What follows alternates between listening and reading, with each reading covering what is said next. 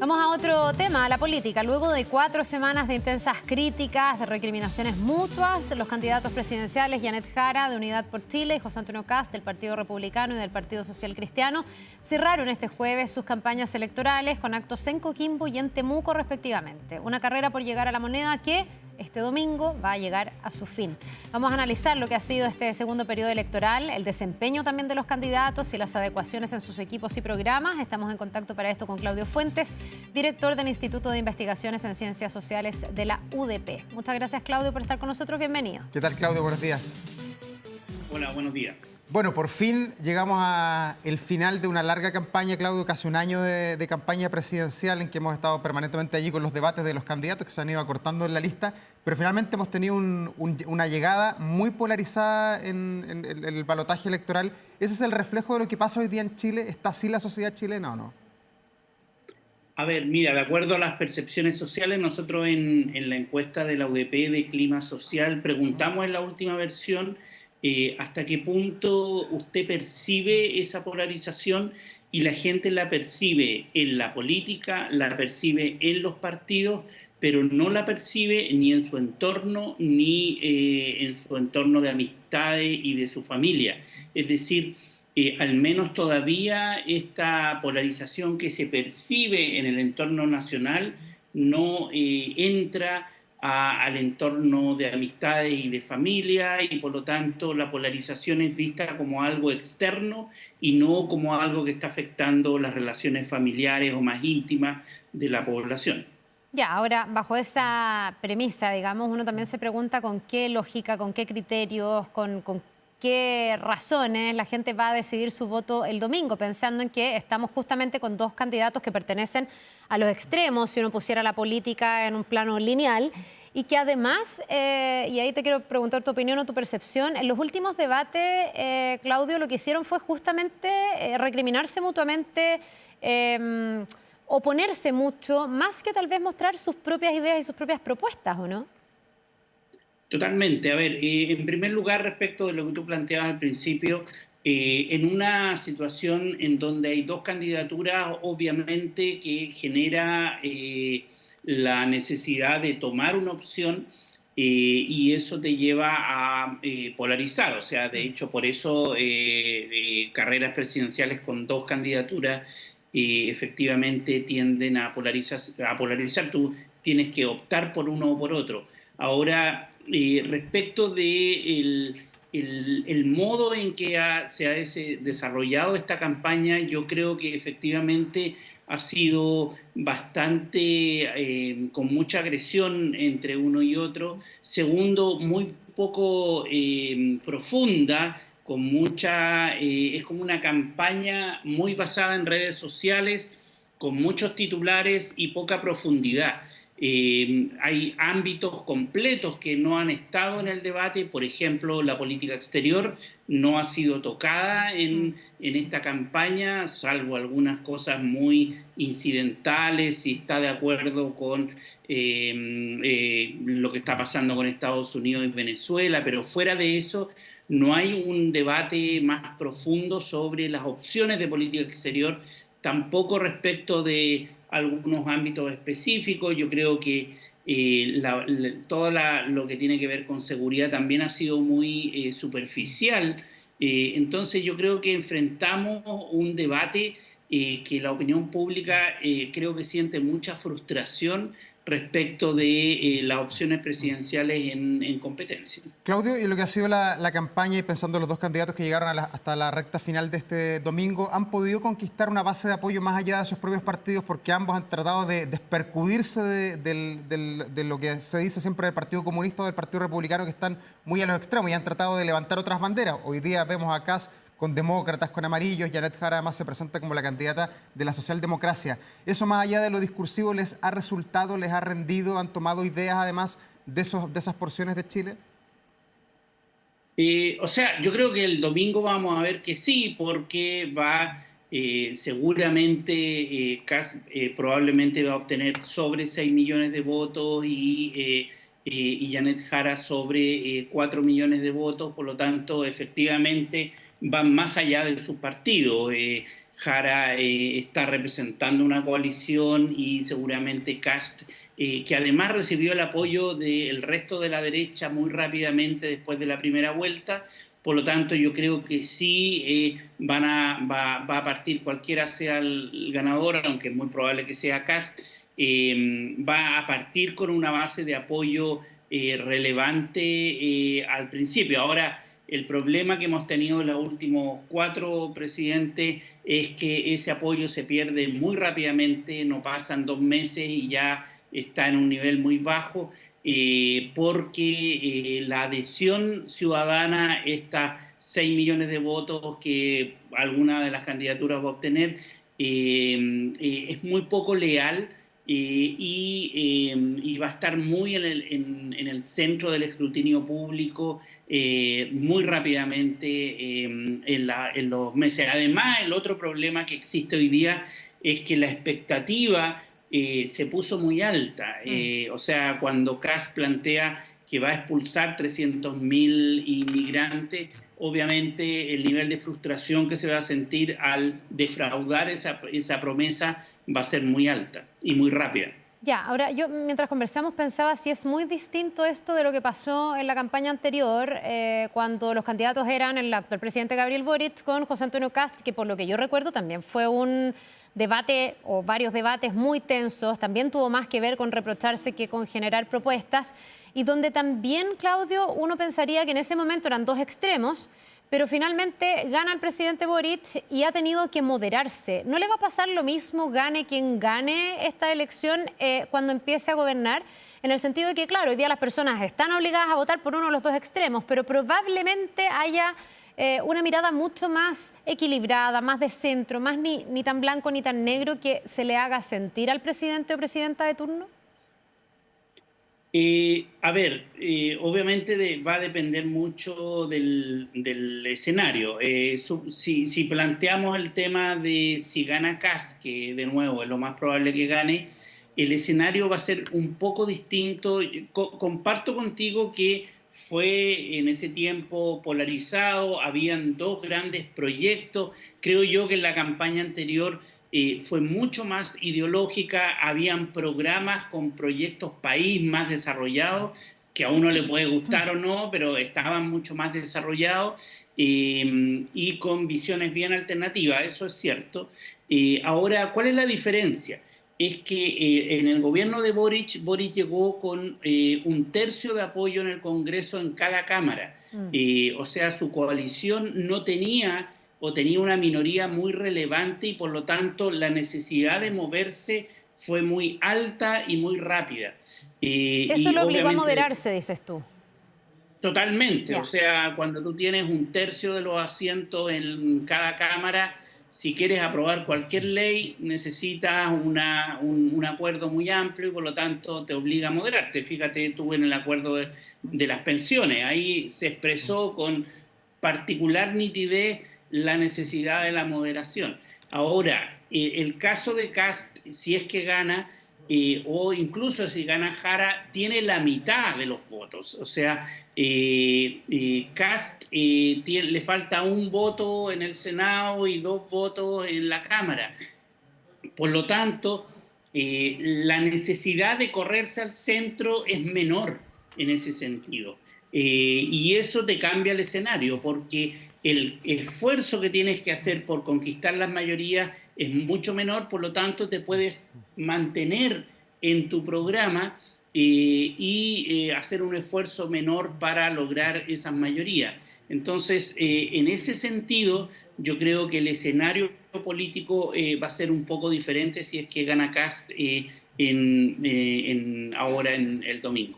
Claudio, y a propósito de Gabriel Boric, que lo hemos mencionado en esta entrevista, ¿qué rol va a jugar el gobierno a contar del día lunes a las 11 de la mañana cuando tenga que recibir al presidente electo de nuestro país? ¿El gobierno se vuelve irrelevante en los últimos 3 meses? ¿Tiene que aprovechar al máximo el tiempo para sacar leyes emblemáticas, como se ha especulado que podría ser la reforma al sistema político? ¿O cae en la intrascendencia porque los ojos estarán puestos en las medidas que toma el presidente electo? O sea, yo creo que ahí hay 2 temas. Uno, el tema del legado. Yo creo que Boric tiene una proyección política de 20 años más, por lo menos, o 30 años más. Por lo tanto, yo creo que va a haber un intento del gobierno de proyectar cierto legado de lo que fue su gobierno, tanto en materia discursiva como tratar de cerrar algunos temas. Yo creo que eventualmente de aquí a marzo se está intentando en el Congreso aprobar una reforma política. Ese podría ser un elemento interesante para también pensar en el legado.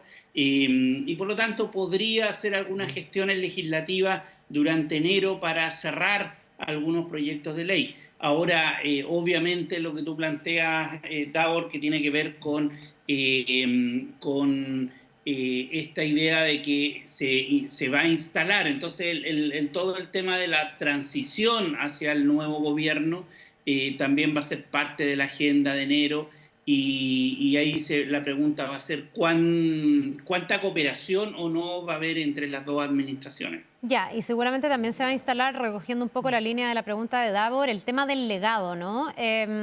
Si ganara Janet Jara, uno podría decir habrá algo de continuidad. Si gana José Antonio Kast, va a ganar, además siendo un acérrimo crítico de este gobierno. Y muchas veces uno ha escuchado analistas decir que uno de los principales legados que debiese dejar un gobierno es pasarle la banda presidencial a su mismo sector. ¿Tú crees que es así? Si realmente gana Kast, ¿va a poder reprochársele eso al gobierno de Gabriel Boric y se complica la idea de cuál es el legado que deja? ¿O los legados son independientes de quien vuelva a gobernar? Porque actualmente también estamos en siglos donde generalmente ganan las oposiciones.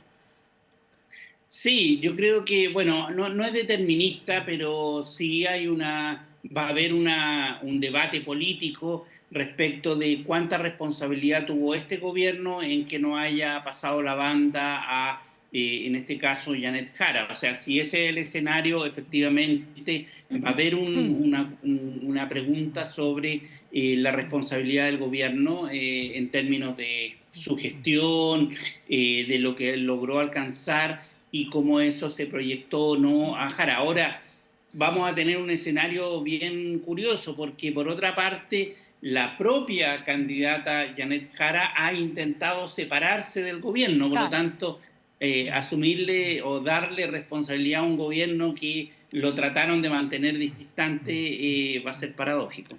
Claudio, siempre uno que analiza las elecciones, sobre todo las segundas vueltas, lo hemos conversado contigo en muchas oportunidades y también con otros analistas, los votos nulos y blancos en la última parte del balotaje, donde uno tiene que elegir entre dos personas, son muy pocos. ¿En esta elección va a ocurrir algo distinto? ¿Se proyecta que va a haber muchos votos nulos, muchos votos blancos, sobre todo porque los candidatos vienen de las posiciones más extremas del arco iris político? Sí, ahí Parisi y el PDG hicieron una apuesta que yo creo que es riesgosa, porque cualquier votación menor a un 20% o un 19%, que es lo que sacó, va a ser una pérdida de capital político. Si llegamos a un 10% de voto nulo, que puede ser comparativamente alto, obviamente es una rebaja respecto de lo que obtuvo y vamos a tener que ver el domingo si logra mantener ese 20% que es lo que sacó en la primera vuelta. Entonces, yo creo que hay que estar atento a ese dato. O sea, obviamente para la ciudadanía el voto nulo y blanco no cuenta en sentido de que se descuenta y claro, solo se saca el porcentaje de los votos válidamente emitidos.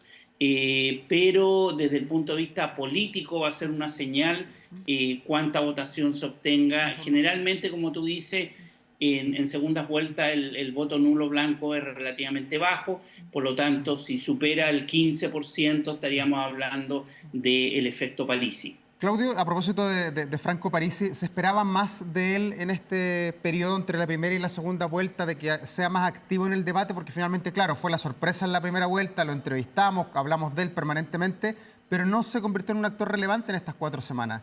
¿Se esperaba un escenario distinto para él, de que hubiera estado más presente en todo? Yo creo que sí, yo hubiera esperado un poco más de debate programático, bueno, algunas candidaturas tomaron, algunas... Los medicamentos, el IVA, claro. Claro, de Parisi, pero más allá de eso, yo hubiera esperado de Parisi un rol más activo en colocar temas en la agenda, empujar ciertos temas de debate público, porque eso lo hubiera mantenido en la agenda, convirtiéndose en el tercer candidato aunque no estuviera corriendo. Ese modelo no se aplicó y solo se centraron en empujar el voto nulo. Ya, y ahí, me imagino yo ahí, Claudio, o puede haber una trampa, ¿no?, de creer que todo nulo se le pueda atribuir a Parisi. O sea, me imagino que si la votación de nulo es alta, él va a tener el interés de decir que fue gracias a su llamado. Pero en realidad las razones por las que puede votar una persona nulo son bastante más que adscribir a Franco Parisi o al PDG. Muchos puede ser que sí, que efectivamente votaron por él en la primera vuelta y ahora se quedaron sin candidato. Pero despejado ese factor, digamos, también hoy día, al ser una elección entre dos candidatos que son de extremos, podría haber gente que diga, a mí los extremos no me gustan, querría un candidato más de centro, habrá otros que votaron por Matei, habrá otros que votaron por Kaiser, qué sé yo, ¿no? Pensando como en esta lógica que ha tratado de instaurar Franco Parisi, a quien leí incluso diciéndole a la gente que por el voto nulo no se le devuelve plata a los candidatos o no se le paga a los candidatos, entonces que hay un ahorro para el Estado. Aquí a los candidatos no se les paga plata, aquí lo que se hace es reembolsar por la cantidad de votos, pero por los gastos que válidamente se ejercieron, ¿no? Sí, totalmente. A ver, en primer lugar, el voto nulo y el blanco es muy difícil de interpretar.